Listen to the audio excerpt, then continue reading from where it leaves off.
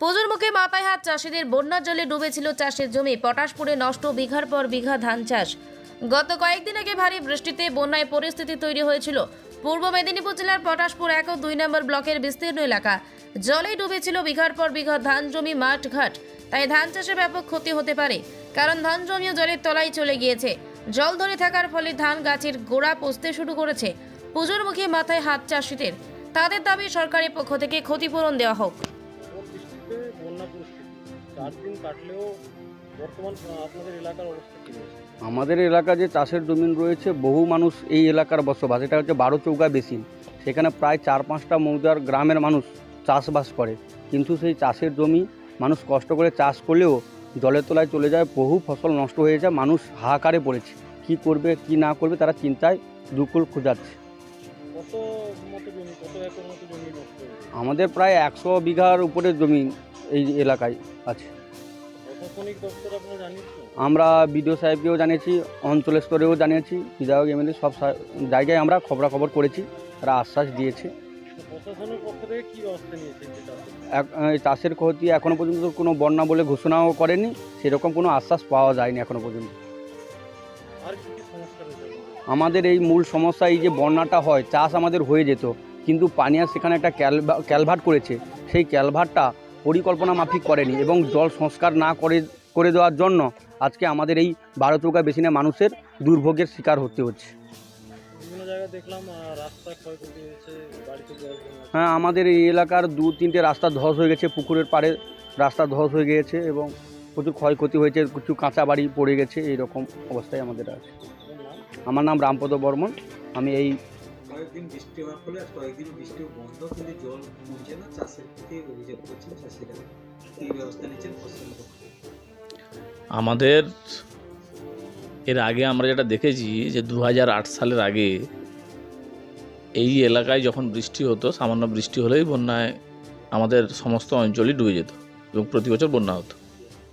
2008 সালের পরে 11 সালে আমাদের সরকার ক্ষমতায় আসার পরে এখন অনেকটাই বন্যা নিয়ন্ত্রিত হয়েছে।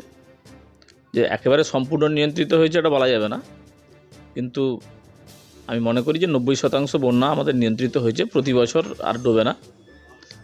এবার অতিবর্ষণ হলে স্বাভাবিক কারণেই, অতিবর্ষণের ফলে কেবলমাত্র তো আমার এলাকার জল নয়, পশ্চিম মেদিনীপুরের জলও আমাদের এই এলাকার উপর দিয়ে বয়ে যায় এবং কেলেকায় কিংবা বাগুই যদি ভাঙে তাহলে আমাদের জল এর উপর দিয়ে চলে যায়। স্বাভাবিক কারণে ঘাটুয়া পুরুষোত্তমপুর খাল আছে, আমাদের প্রতাপদিঘি সিংদা ক্যানেল থেকে জল আসছে। স্বাভাবিকভাবে বিভিন্ন বাইরের জল এসে আমাদের এলাকাকে প্লাবিত করে। আমাদের নিজস্ব এলাকার জলে কিন্তু প্লাবিত হয় না। তো স্বাভাবিক কারণে সেই জল, এত অতিরিক্ত জল বহন করার যে ক্ষমতা আছে ক্যানেলের, সেই অনুযায়ী জল যাচ্ছে। স্বাভাবিকভাবে হয়তো একটু দেরি হয়, কিন্তু আমরা বিভিন্ন রকম ব্যবস্থাও নিয়েছি। এর আগে অনেকবার সংস্কার হয়েছে বিভিন্ন ক্যানেল, কিন্তু সবাই জানে যে বিগত 100 দিনের কাজ 3 বছরে কেন্দ্র সরকার আমাদেরকে কোনো টাকাই দেয়নি। বিভিন্নভাবে আমরা যে নিকাশি নালা ফালা সংস্কার হতো, সেটা কিন্তু এখন সেভাবে এগোচ্ছে না। আমরা চেষ্টা করছি, সরকারের কাছে পাঠিয়েছি, আরও নতুনভাবে কিছু স্কিম আমরা দিয়েছি, আরও যাতে আমাদের যে নিকাশি খালগুলো রয়েছে আরও সুন্দরভাবে পরিষ্কার করা যায়। আর ক্ষতিপূরণের বিষয় হচ্ছে যে এই সরকার আসার পরে কৃষকদের স্বার্থে সমস্ত কিছু কাজ করেছেন।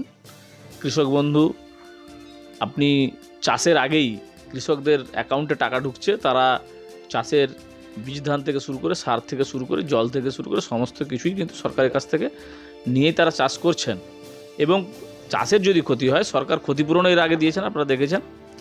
অধুনা সরকার শস্য বীমা চালু করেছেন, যেখানে কৃষককে 1 টাকাও দিতে হয় না, কৃষকের হয়ে সরকার সেই বিমার টাকা বহন করেন।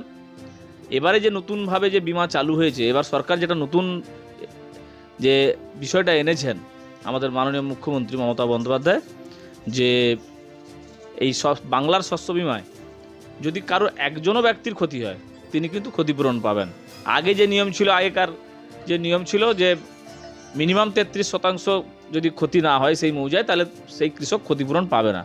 এখন কিন্তু ব্যক্তিগতভাবে যদি কারোর কোনো কৃষি জমি কিংবা যদি আমাদের সবজির যদি ক্ষতি হয়, তাহলে কিন্তু তিনি ক্ষতিপূরণ পাবেন। স্বাভাবিকভাবে কৃষকদের পাশে এই সরকার ছিল, আগামী দিনেও থাকবে। আপনারা দেখছেন TV12 বাংলা।